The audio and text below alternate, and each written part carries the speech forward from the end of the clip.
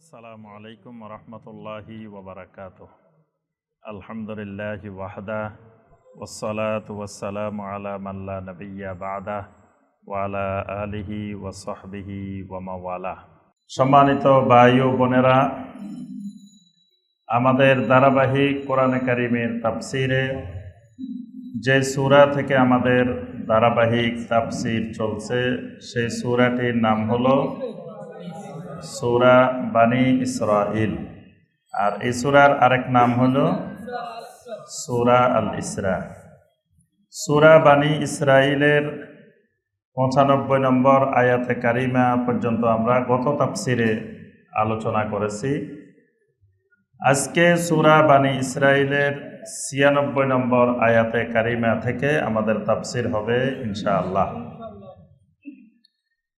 বর্তমানে আমাদের কোরআনে কারিমের দ্বিতীয় দফার ধারাবাহিক তাফসির চলছে।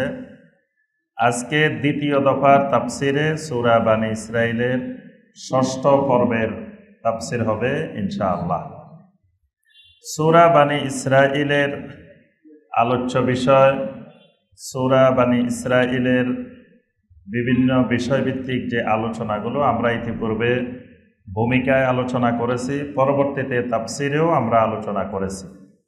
সূরা বানী ইসরাঈলটা হলো মাক্কি সূরা।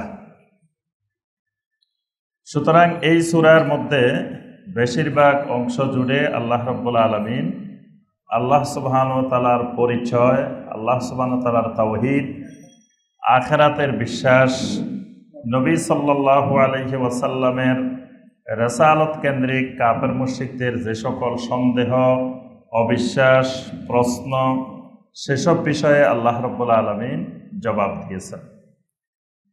গত তাফসিরের শেষ দিকে আমরা দেখেছি যে কাফের মুশরিকদের কাছে বড় ধরনের একটি বিষয় ছিল যে আল্লাহ রাব্বুল আলামিন কেন বাশারকে আল্লাহ পাক রাসূল বানিয়েছেন, মানুষকে কেন আল্লাহ রাব্বুল আলামিন রাসূল বানাইছেন। আল্লাহ পাক রাসূল বানাইতে চাইলে তো ফেরেশতাদেরকে বানাইতে পারতেন। তো তাদের আপত্তি ছিল যে আল্লাহ পাক যদি একজন ফেরেশতা রাসূল পাঠিয়ে দিতেন তাহলে তো আমরা তাকে মেনে নিতাম। আপনিও বাশার, আমরাও বাশার, তাহলে আর আপনাকে আমরা কিভাবে রাসূল হিসাবে মেনে নিতে পারি।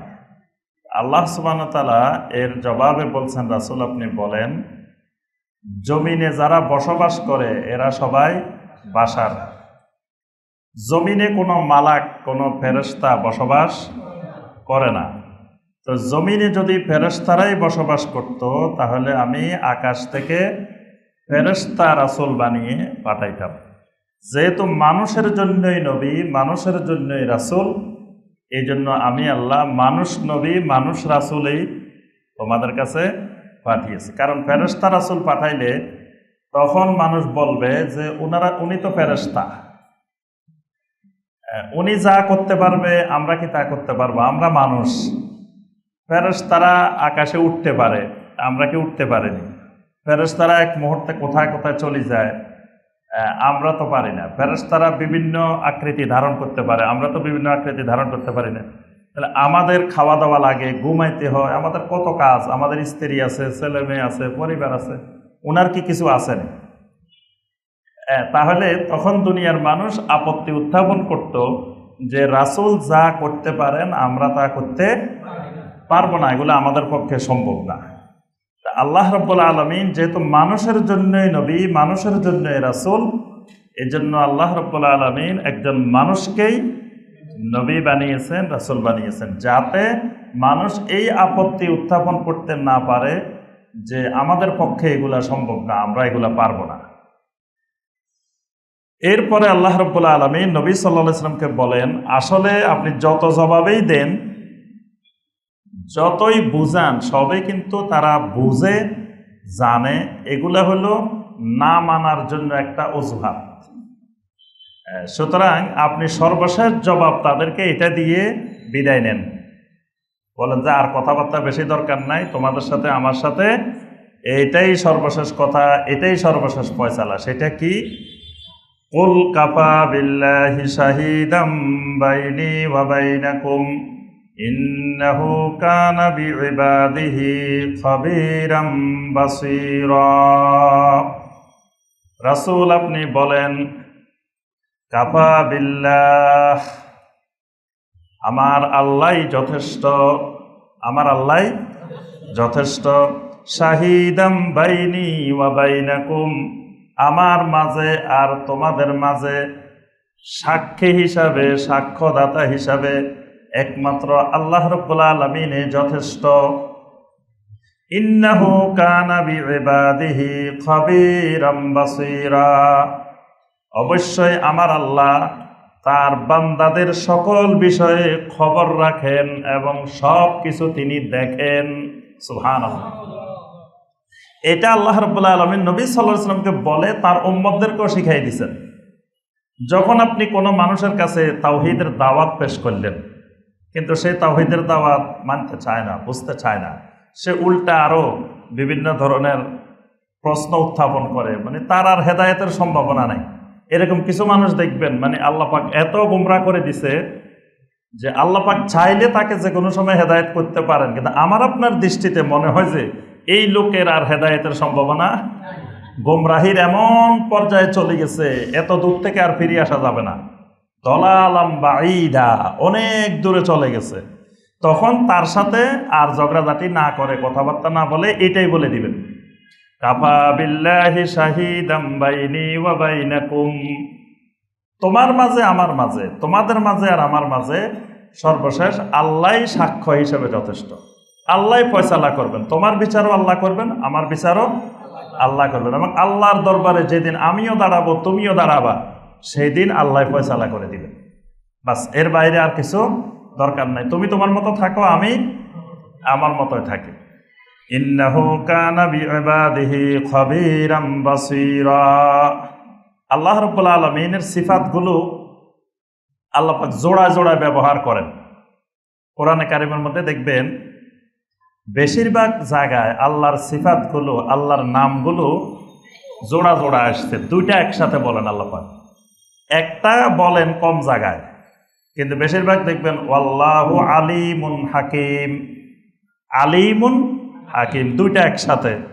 ইন্নাল্লাহা কানা আজিজান হাকিমা, দুইটা একসাথে। এখানেও আল্লাহ পাক দুইটা একসাথে বলছেন, খাবীরাম বাসীরা। খাবীরাম মানে খবর রাখেন, এটা আরবি আর বাংলা এক জিনিস, খবর রাখেন। খাবীরা, যে আল্লাহ রাব্বুল আলামিন সবচেয়ে বেশি খবর রাখেন। আর বাসীরা, বাসির মানে সব কিছু আল্লাহ রাব্বুল আলামিন দেখেন। তাহলে আল্লাহর খবর রাখাটা সর্বত্র বিরাজমান। আল্লাহর খবর রাখাটা মানে আল্লাহ সুবহানাহু ওয়া তাআলার খবর নাই এইরকম জমিনে যাররা পরিমাণ কোনো অংশ, জমিনে আসমানে আল্লাহর আলমে নাই। আল্লাহ পাক সর্বত্র আল্লাহর খবর বিরাজমান।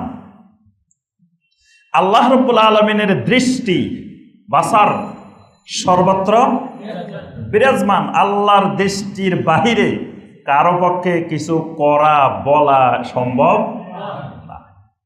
ওয়া মান ইয়াহদিল্লাহু ফাহুয়াল মুহতাদ। সর্বশেষ কথা হলো ওয়া মান ইয়াহদিল্লাহু ফাহুয়াল মুহতাদ, হেদায়েতের মালিক আপনি না, হেদায়েতের মালিক হলেন একমাত্র আল্লাহ রাব্বুল আলামিন। দুনিয়ার কোনো নবী, কোনো রাসূল, কোনো ওলি, কোনো আউলিয়া, কোনো বুজুর্গ, কোনো দিনদার, কোনো আলেম কেউ হেদায়েতের মালিক নয়। হেদায়েতের একমাত্র মালিক হইলেন আল্লাহ রাব্বুল আলামিন। এই জন্য হেদায়েত পাইতে হলে আল্লাহর কাছে চাইতে হবে। ইহদিনাস সিরাতাল মুস্তাকিম, রাব্বুল আলামিন আমাদেরকে সিরাতে মুস্তাকিমের হেদায়েত দেন। এই হেদায়েতটা চাইতে হবে কার কাছে? একমাত্র আল্লাহ রাব্বুল আলামিন, আর কারো কাছে হেদায়েত চাওয়া যাবে না। নবী সাল্লাল্লাহু আলাইহি সাল্লামকে আল্লাহ পাক বলেন, ইন্নাকা লা তাহদি মান আহবাবতা, রাসূল আপনি যাকে চাইবেন, যাকে পছন্দ করবেন, তাকে আপনি হেদায়েত দিতে পারবেন না। আপনি হেদায়েত দিতে পারবেন না। নবী সাল্লাল্লাহু আলাইহি সাল্লাম চাইতেছেন চাচা আবু তালেব হেদায়েত পাই যাক। নবী সাল্লাল্লাহু আলাইহি সাল্লাম চাইতেছেন আবু জেহেল হেদায়েত পাই যাক। আবু জাহেলের জন্য দোয়াও করছেন, আল্লাহ আবু জাহেলের আপনি হেদায়েত দিয়ে দেন, কিন্তু হেদায়েত তো আল্লাহ দিবেন না, হেদায়েতের মালিক আল্লাহ রাব্বুল আলামিন। তো নবী সাল্লাল্লাহু আলাইহি ওয়াসাল্লাম চাইলেই আল্লাহ হেদায়েত দিবেন না। আল্লাহ বলছে ইন্নাকা লা তাহদি মান আহবাবতা, আপনি যাকে চাইবেন, যাকে পছন্দ করবেন তাকে আপনি হেদায়েত দিয়ে দিতে পারবেন না, কারণ হেদায়েতের মালিক একমাত্র আল্লাহ রাব্বুল আলামিন। এটাও হেদায়েতের তাওহীদ, মানে হেদায়েত আর কেউ দিতে পারে না। আমি আপনি দুনিয়ার কোনো মানুষ কাউকে হেদায়েত দেওয়া যাবে না। হেদায়েত যদি আল্লাহ রাব্বুল আলামিন দেন তাহলে আমি আপনি হেদায়েত পাবো, না দিলে পাবো না। ওয়া মান ইয়াহদিল্লাহু ফাহুয়াল মুহতাদ, আল্লাহ রাব্বুল আলামিন যাকে হেদায়েত দিবেন ফাহুয়াল মুহতাদ, সেই লোকেই হেদায়েত প্রাপ্ত হবে। সুবহানাল্লাহ। ওয়া মান ইউদ্লিল, আল্লাহ রাব্বুল আলামিন যাকে হেদায়েত দিবেন না, এখানে মনে রাখবেন ওয়া মান ইউদ্লিল, আল্লাহ যাকে গোমরাহ করে দিবেন এটা বলা যাবে না। মানে গোমরাহির নিসবত, গোমরাহির সম্পর্ক আল্লাহর দিকে হবে না। আল্লাহ কাউকে গোমরাহ করেন না।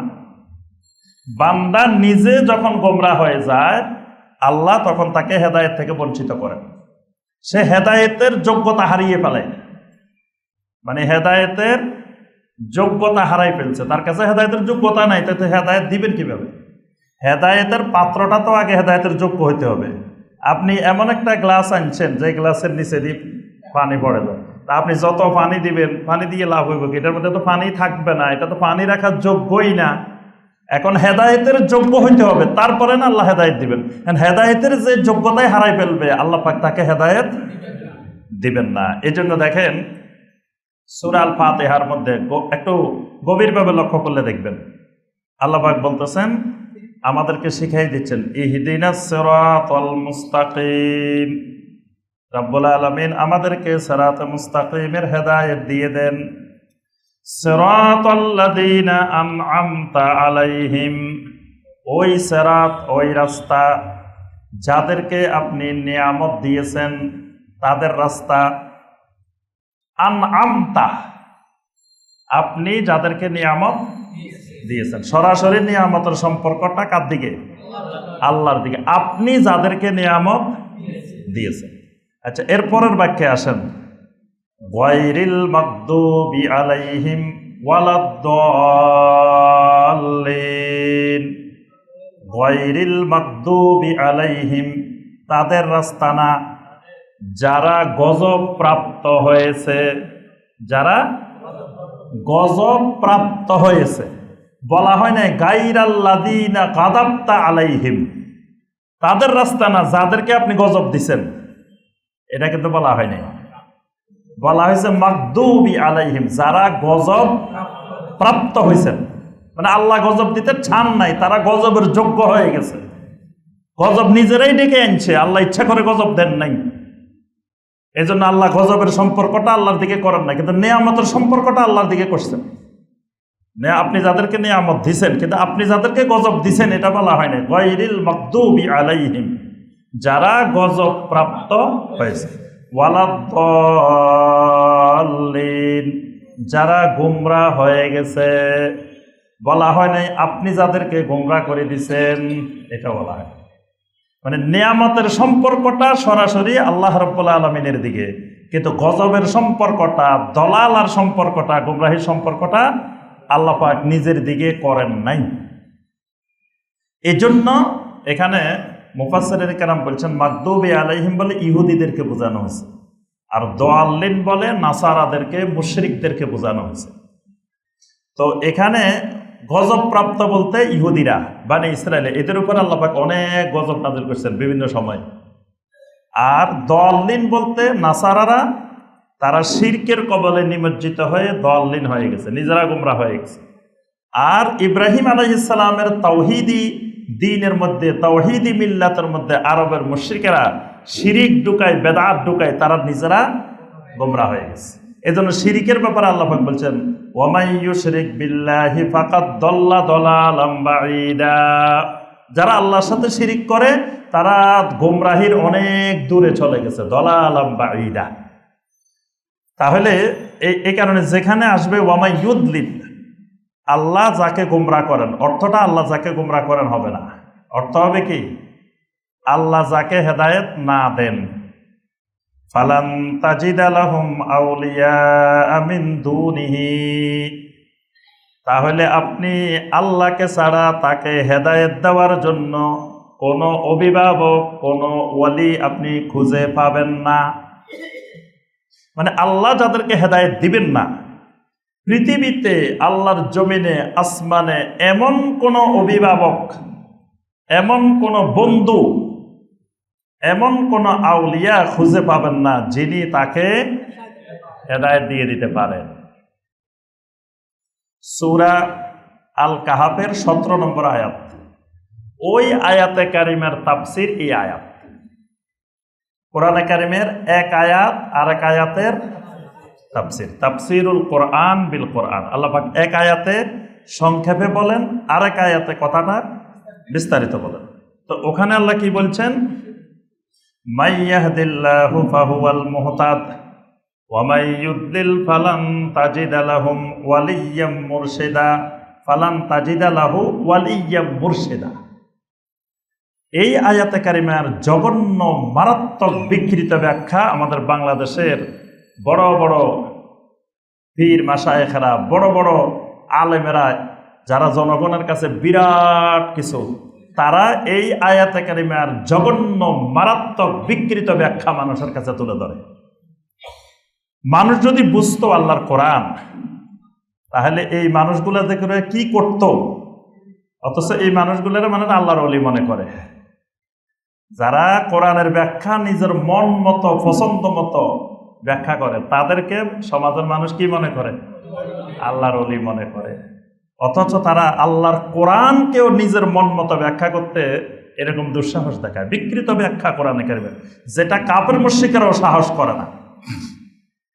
তো ওই আয়াত পড়ে পড়ে আমাদের দেশের মানুষকে বোঝানো হয় যে মাই ইয়াহদিল্লাহু ফাহুয়াল মুহতাদ, আল্লাহ যাকে হেদায়েত দেন সে হেদায়েত পায়। ওয়া মাই ইউদ্লিল, আল্লাহ যাকে হেদায়েত দেন না, ফালান তাজিদা লাহু ওয়ালিয়্যাম মুরশিদা, তার জন্য জমিনে কোনো ওলি মুর্শিদ খুঁজে পাইবা না। মানে তার নসিবে ওলি নাই, মুর্শিদ নাই, পীর নাই। হে পীর ছাড়া মরে যাব, কারণ তার হেদায়েত নাই। নাউযুবিল্লাহ।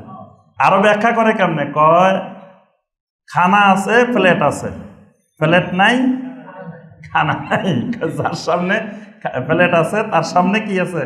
খানা আছে। যার প্লেট নাই তার খানাই নাই।